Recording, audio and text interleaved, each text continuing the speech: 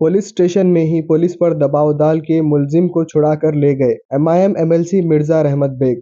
शहनायतगंज PS हदूद में बिजली के खंभे से टकराने पर लॉरी ड्राइवर को गिरफ्तार किया था पुलिस ने। क्या उसने कोई मर्डर किया है कहते हुए पुलिस पर दबाव डालकर गिरफ्तार लॉरी ड्राइवर को रिहा करवाया एमआईएम एमएलसी मिर्जा रहमत बेग ने। हमारे सर्कल का बड़े बड़े बातें कर रहे हैं हमारे साहब रविंद्र साहब। तुम्हें सुकून से सोते करते यार, रात भर पीएस में बैठते करते है ना आप। तो लारी से धक्का लगा पुल। हाँ। मैं डी साहब को बात कर लिया, क्या रिपेयर कराना है करा के दे दी तुम।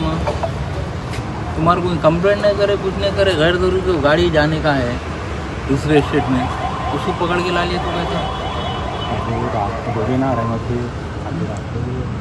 क्या मर्डर करा, क्या करा फिर कई क्या से साहब कई को जुल्म कर रहे हैं उनकी।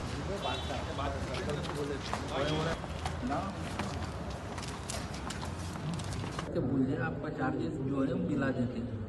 यहाँ कोई कंप्लेंट करे ना कुछ करे पीएस में, आपको जवाना उसका गाड़ी लागे यहाँ।